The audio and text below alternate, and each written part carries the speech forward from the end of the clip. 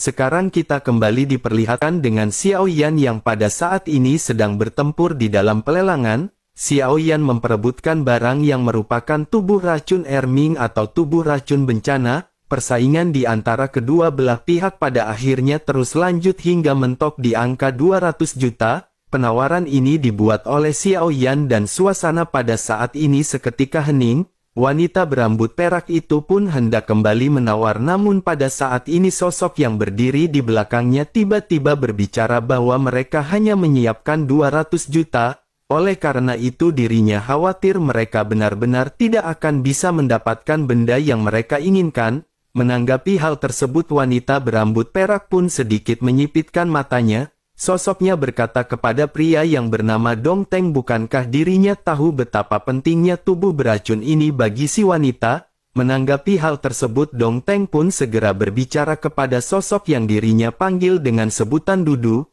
Sosoknya berkata bahwa dirinya akan melihat apakah dirinya dapat menggunakan spiritualnya untuk menemukan orang ini. Dirinya akan mencoba untuk mengintimidasinya dan dirinya ingin tahu apakah ini akan berhasil. Setelah selesai berbicara, kekuatan spiritualnya pun segera melesat mengikuti suara untuk menemukan aura Xiao Yan.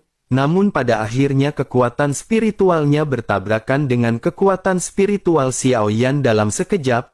Kekuatan spiritual Xiao Yan yang bukan kaleng-kaleng pada saat ini benar-benar menghajar kekuatan spiritual si pria. Xiao Yan pun mengerutkan kening dan mendengus dingin. Sementara pada saat berikutnya pria yang bernama Dong Teng ini memuntahkan seteguk besar darah dan matanya dipenuhi dengan ketakutan serta ketidakpercayaan. Dong Teng tanpa sadar berseru bahwa kekuatan spiritual orang ini jauh melebihi kekuatan miliknya. Dong Teng pun hanya bisa tersenyum masam dan berkata kepada si wanita. Sosoknya berkata bahwa si Dudu harus menyerah hari ini mengenai tubuh beracun ini. Kekuatan dari orang ini benar-benar jauh lebih baik daripada Dong Teng. Mendengar apa yang dikatakan oleh Dong Teng, wanita berambut perak itu pada saat ini tampak terlihat enggan. Melihat ekspresi si wanita pada saat ini, Dong Teng pada akhirnya segera mulai kembali berbicara. Dirinya berkata bahwa setelah lelang berakhir dirinya akan mencoba mencari tahu identitas pihak lain. Jika dirinya bisa menemukannya mungkin masih ada harapan bagi mereka. Pada akhirnya mendengar apa yang dikatakan oleh Dong Teng, wanita berambut perak ini pun hanya bisa menganggukkan kepalanya. Sosoknya hanya bisa menghela nafas dan pada saat ini benar-benar harus menunggu dengan sabar. Sementara itu di sisi lain akhirnya keputusan yang diambil oleh Xiao Yan ini membuat Xiao Yan mendapatkan peti mati berisi jenazah beracun harga 200 juta. Harga tersebut sudah cukup tinggi dan untuk lelang berikutnya Xiao Yan benar-benar tidak terlalu memperhatikannya. Setelah Xiao Yan menghabiskan 200 juta maka pada saat ini total kekayaan Xiao Yan juga menurun tajam. Pada saat ini Xiao Yan hanya memiliki total sekitaran 400 juta. Xiao Yan pun hanya bisa menghela nafas dan pada saat ini sebuah peti mati kecil telah diletakkan di hadapan Xiao Yan. Meskipun tertutup, Xiao Yan pada saat ini masih bisa merasakan gas beracun yang keluar darinya. Ekspresi Xiao Yan pun sedikit berubah dan Xiao Yan pada saat ini sedikit mengerutkan kening. Bagi seseorang tubuh beracun seperti ini benar-benar akan sangat mematikan. Namun bagi Xiao Yan yang memiliki api surgawi hal tersebut tidak terlalu berdampak. Tetapi meskipun begitu Xiao Yan pada saat ini harus memperhatikan lingkungan sekitar. Xiao Yan juga pada saat ini memerintahkan Ding Yue untuk pergi menjauh. Xiao Yan juga bersiap dengan api miliknya untuk membatasi pergerakan dan penyebaran dari racun. Xiao Yan pada saat ini memandang ke arah peti mati dan detak jantung Xiao Yan pada saat ini menjadi semakin cepat. Xiao Yan sangat ingin memastikan siapakah orang yang berada di dalam peti mati tersebut. Xiao Yan benar-benar merasa khawatir karena takut melihat orang yang tidak ingin Xiao Yan temui di dalam peti mati. Pada akhirnya Xiao Yan pun segera menggertakkan giginya dan Xiao Yan pada saat ini tidak ingin lagi banyak membuang waktu. Jantung api putih serta api abadi pada saat ini segera melonjak keluar dari tubuh Xiao Yan. Xiao Yan pun berniat membuka peti mati dari kejauhan. Tetapi pada saat ini tutup peti mati tidak bergerak sama sekali. Xiao Yan pada akhirnya berpikir bahwa Xiao Yan sepertinya harus memaksa untuk membukanya. Namun Xiao Yan khawatir peti mati ini akan hancur total, meskipun Xiao Yan bisa menekannya bersamaan dengan Xiao Yan yang pada saat ini sedikit merenung. Pada akhirnya tanpa sengaja Xiao Yan melihat segel simbol di peti mati. Xiao Yan pada akhirnya segera menyadari bahwa sangat jelas untuk membuka peti mati ini, Xiao Yan harus menggunakan beberapa cara untuk membuka segelnya. Xiao Yan juga menyadari tampaknya segel seperti ini tidak akan sulit bagi Xiao Yan untuk dibuka. Xiao Yan pada akhirnya bersiap dengan kekuatan spiritual yang menyebar. Seluruh peti mati pada saat ini benar-benar ditutupi oleh kekuatan spiritual Xiao Yan untuk menguraikan segelnya. Namun pada saat yang bersamaan tiba-tiba sebuah ketukan pintu segera terdengar. Xiao Yan pun sedikit mengerutkan kening dan pada saat ini segera kembali menarik kekuatan spiritualnya. Sementara itu pada saat ini di balik pintu terdengar sesosok wanita yang berbicara dengan sedikit bergetar. Sosoknya pada saat ini terdengar seperti dipaksa ketika berkata bahwa ada seseorang yang ingin bertemu dengan Tuan. Mendengar hal tersebut Xiao Yan pun tanpa rasa takut sama sekali segera berkata biarkan mereka masuk. Wanita itu pun segera membuka pintu dan segera mempersilakan sekelompok orang perlahan memasuki ruangan. Xiao Yan pada saat ini tidak menghindar sama sekali. Xiao Yan juga menyadari bahwa orang-orang ini datang hanya untuk peti mati ini, namun pada saat ini Xiao Yan juga dikejutkan oleh sesosok wanita yang memimpin kelompok ini. Wanita berambut perak ini berjalan mendekat dan setelah memasuki ruangan sosoknya pada saat ini sedikit menangkupkan tangannya ke arah Xiao Yan. Sementara itu sosok di belakang si wanita yang bernama Dong Teng pada saat ini segera mulai berbicara dengan suara yang dalam. Sosoknya berkata kepada Xiao Yan bahwa istana 10.000 iblis bersedia menukarkan tubuh racun bencana ini dengan harga berapapun. Setelah Dong Teng selesai berbicara wanita berambut perak ini pun perlahan mengangkat wajah cantiknya. Bersamaan dengan hal tersebut baik Xiao Yan dan wanita berambut perak ini pada akhirnya sama-sama terkejut. Sosok wanita yang ternyata adalah dokter peri kecil pada saat ini segera menggumamkan nama Xiao Yan. Xiao Yan juga pada saat ini melotot karena Xiao Yan tidak pernah menyangka bahwa dokter peri kecil akan muncul di sini. Pada akhirnya kedua belah pihak terdiam sejenak sebelum akhirnya keduanya sama-sama bertanya mengapa mereka di sini. Adegan ini pun seketika berubah menjadi canggung sejenak sebelum akhirnya Xiao Yan tertawa dan menggaruk kepalanya. Sementara itu dokter peri kecil segera melihat peti mati di samping Xiao Yan dan tiba-tiba ada sentuhan kelembutan di matanya. Dokter peri kecil adalah wanita yang cerdas. Melihat peti mati tersebut dirinya mengerti bahwa Xiao Yan membeli benda ini bukan untuk dimurnikan. Dokter peri kecil tersadar bahwa tujuan Xiao Yan membeli peti mati ini sepertinya hanya ingin mengkonfirmasi identitasnya. Dokter peri kecil pun berpikir apakah Xiao Yan pada saat ini mengkhawatirkan dokter peri kecil. Hati dari dokter peri kecil pun seketika sedikit bergetar. Dirinya hampir melupakan sosok Xiao Yan tetapi sekarang sosok Xiao Yan benar-benar muncul di hadapannya. Sementara itu Dong Teng pada saat ini di belakang segera bertanya kepada dokter peri kecil. Dong Teng bertanya apakah Dudu mengenalinya. Dokter peri kecil pun mengangguk sebelum akhirnya memerintahkan Dong Teng untuk keluar. Biarkan dirinya mengobrol dengannya sendirian dan mengurusi permasalahannya. Mendengar apa yang dikatakan oleh dokter peri kecil Dong Teng pun seketika mengerutkan kening. Dong Teng pun langsung menolak dengan berkata bahwa mereka tidak akan pergi. Penguasa istana telah memerintahkan mereka agar mereka melindungi Dudu setiap saat. Dokter peri kecil pun seketika berkata dengan tegas agar mereka jangan khawatir karena orang ini tidak akan menyakitinya. Dong Teng pun sedikit ragu-ragu dan dirinya pada saat ini segera menatap ke arah Xiao Yan. Bibirnya pada saat ini tidak berbicara tetapi matanya pada saat ini seolah-olah mengatakan sesuatu kepada Xiao Yan. Dong Teng seolah-olah berbicara bahwa jika terjadi sesuatu maka dirinya akan melakukan apapun. Menyadari hal tersebut Xiao Yan pada saat ini masih tetap acuh tak acuh. Sementara itu Dong Teng pada saat ini sesungguhnya benar-benar merasakan ketakutan terhadap Xiao Yan. Pada saat sebelumnya dirinya benar-benar memuntahkan seteguk darah hanya karena kekuatan spiritual Xiao Yan. Namun bersamaan dengan hal tersebut dirinya juga mengerti bahwa jika orang di depannya ini benar-benar ingin menyakiti dokter peri kecil dirinya akan dapat dengan mudah melakukannya sedari tadi, tetapi pada saat ini dirinya tidak bertindak. Dong Teng pada akhirnya menyadari bahwa sepertinya keduanya merupakan teman lama dan Dong Teng hanya bisa menghela nafas. Pada akhirnya Dong Teng segera keluar kamar bersamaan dengan anggota istana 10.000 iblis lainnya. Ding Yue juga yang memiliki kecerdasan tentu tahu apa yang pada saat ini terjadi. Ding Yue pun hendak pergi, tetapi pada saat ini segera dihentikan oleh Xiao Yan. Xiao Yan berpikir bahwa Ding Yue tidak kuat dan sangat buruk jika dirinya menghadapi permasalahan di luar. Melihat Xiao Yan yang menghentikan Ding Yue, dokter peri kecil pun pada saat ini segera melirik ke arah Ding Yue. Dirinya pun sedikit tersenyum sebelum akhirnya berkata sepertinya semuanya telah berubah. Apakah Xiao Yan sudah meninggalkan semua orang di belakang Xiao Yan?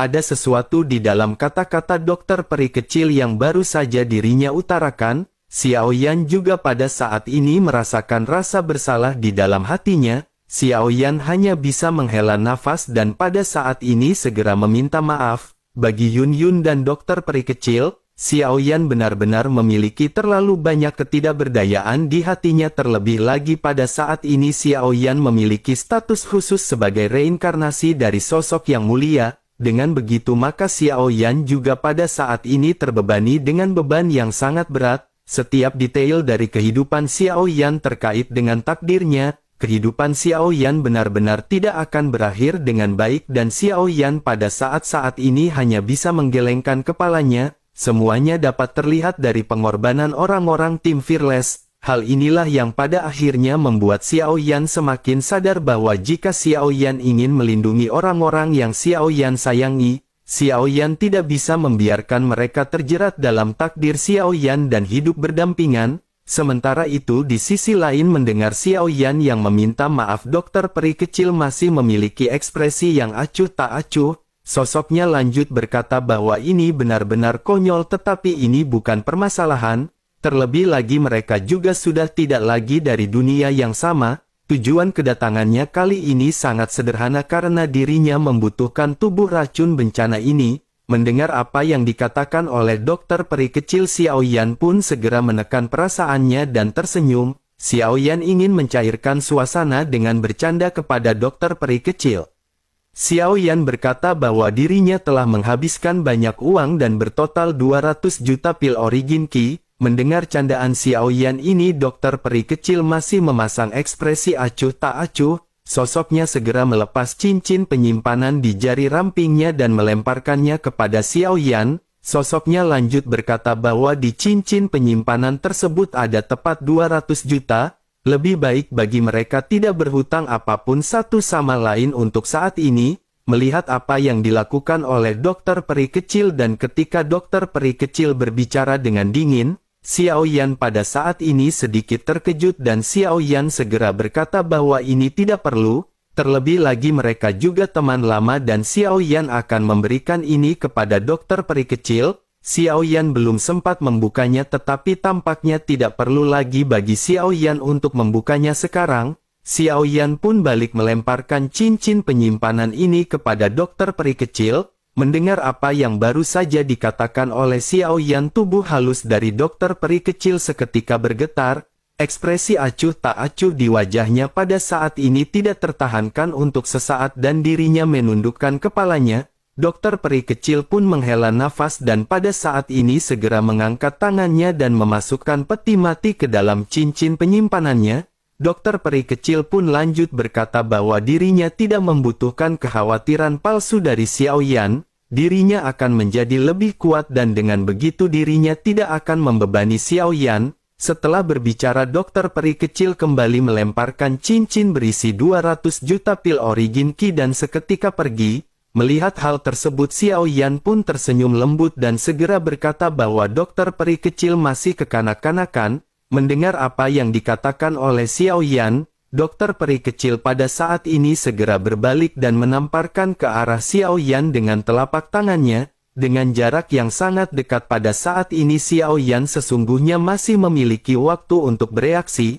Namun Xiao Yan pada akhirnya tidak menghindar sama sekali dan benar-benar menerima telapak tangan dari dokter peri kecil. Suara teredam pada akhirnya terdengar dan pada saat ini dokter peri kecil benar-benar terkejut. Dirinya mengira Xiao Yan akan menghindar karena dirinya tahu bahwa dengan kekuatan Xiao Yan, maka akan sangat mudah bagi Xiao Yan untuk menghindari gerakan dari dokter peri kecil ini. Pada akhirnya ada bekas telapak tangan gelap di tubuh Xiao Yan sebelum akhirnya racun pada saat ini menyebar. Xiao Yan juga pada saat ini tidak bereaksi menghadapi racun yang menyebar. Hal ini seketika membuat dokter peri kecil panik dan menatap ke arah Xiao Yan sambil berbicara dengan sedikit gemetar. Dokter peri kecil meminta Xiao Yan untuk menggunakan pil detoksifikasi dengan cepat. Dokter peri kecil juga dengan penuh kepanikan bertanya kepada Xiao Yan mengapa Xiao Yan tidak menghindar. Menanggapi hal tersebut Xiao Yan pada saat ini tersenyum pahit dan bergumam mungkinkah dengan membunuh Xiao Yan akan memuaskan kebencian dokter peri kecil. Sementara itu di sisi lain Ding Yue yang melihat adegan ini pun seketika tercengang. Ding Yue adalah orang yang cerdas dan dengan melihat hal ini dirinya menyadari bahwa ada hubungan yang tidak jelas di antara keduanya. Sementara itu di sisi lain dokter peri kecil pada saat ini masih memandang ke arah Xiao Yan dengan tatapan cemas, dirinya menggigit bibirnya dengan air mata yang berlinang di matanya. Sosoknya pada akhirnya segera berkata kepada Xiao Yan bahwa dirinya tidak membenci Xiao Yan, dirinya hanya membenci dirinya sendiri. Dirinya mengerti bahwa Xiao Yan berniat untuk melindungi dokter peri kecil tetapi dokter peri kecil tetap menolak untuk menyerah. Dokter peri kecil masih terus berusaha untuk mengejar Xiao Yan dan ini adalah permasalahannya sendiri. Dokter peri kecil pun menggertakkan giginya sebelum akhirnya kembali memerintahkan Xiao Yan dengan tegas agar dirinya dengan cepat menggunakan pil detoksifikasi. Jika tidak racun ini akan menyerang jantung Xiao Yan dan Xiao Yan akan menderita kerugian besar. Mendengar hal tersebut Xiao Yan pada saat ini masih tetap tenang sambil menatap ke arah dokter peri kecil. Dokter peri kecil tidak tahu bahwa racun ini hanya menyebar di permukaan kulit Xiao Yan. Ada dua jantung api di tubuh Xiao Yan dan racun ini tidak akan bisa memasuki organ dalam. Xiao Yan pun menghela nafas sebelum akhirnya membisikkan nama dokter peri kecil. Tubuh halus dokter peri kecil pada saat ini kembali sedikit bergetar.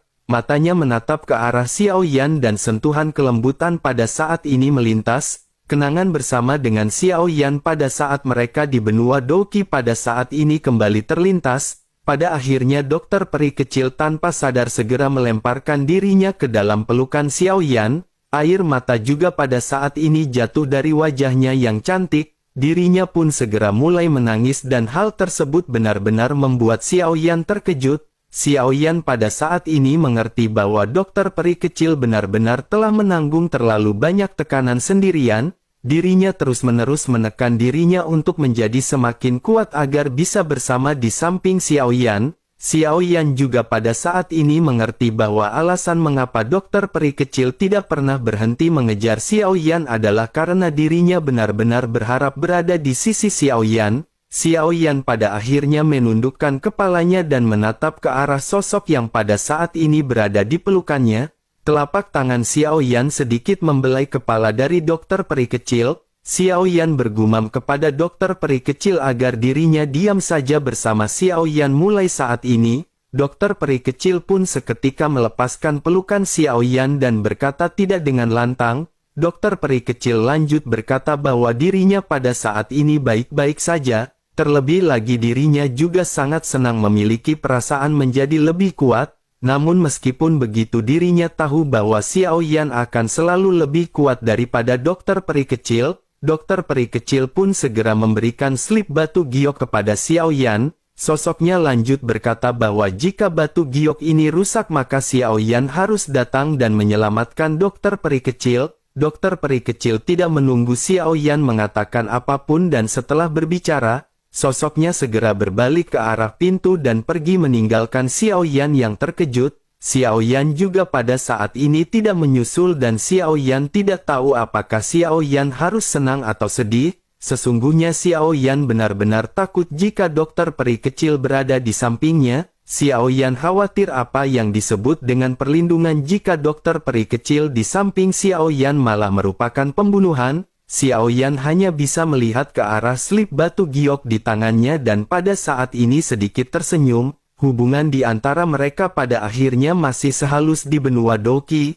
Xiao Yan pun hanya bisa tersenyum sebelum akhirnya Xiao Yan segera menghela nafas panjang. Kemunculan dokter peri kecil ini membuat lebih banyak sosok pada saat ini muncul di benak Xiao Yan. Di dalam hatinya Xiao Yan pada saat ini menyebutkan nama Kailin dan Sun Er dan bertanya apakah mereka baik-baik saja. Xiao Yan memiliki rencana setelah mendapatkan 10 api iblis absolut sudah waktunya bagi Xiao Yan untuk kembali dan Xiao Yan akan mengunjungi semua sanak familinya. Bersamaan dengan waktu yang terus berjalan pada akhirnya lelang tingkat di benar-benar berakhir dalam beberapa hari. Lelang terakhir tingkat surga pada saat ini akan segera dimulai.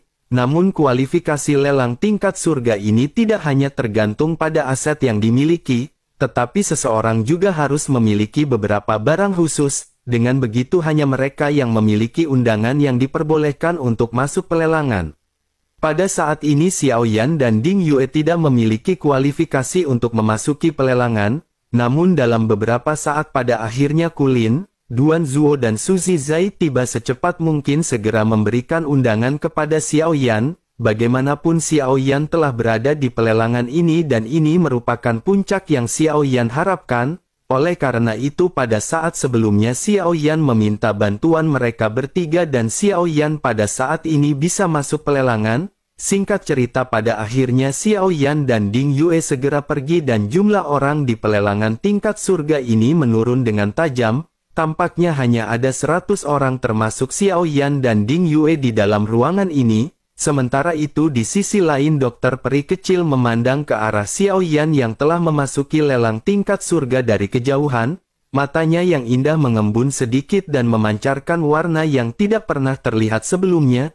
Dokter peri kecil pun berkata dengan suara yang dalam bahwa tujuan mereka telah tercapai dan mereka tidak perlu tinggal lebih lama lagi. Sementara itu Dong Teng pada saat ini tentu bisa melihat perbedaan dari dokter peri kecil. Sosoknya pada akhirnya bertanya apakah Dudu menyukai orang itu. Menanggapi hal tersebut dokter peri kecil pada saat ini berbalik dan menatapnya dengan tajam. Setelah itu dokter peri kecil pun berteriak dengan dingin agar Dong Teng pada saat ini sebaiknya diam dan jangan membuka mulutnya. Dong Teng pun hanya tersenyum pahit dan pada saat ini menyadari bahwa ada yang salah dengan perkataannya.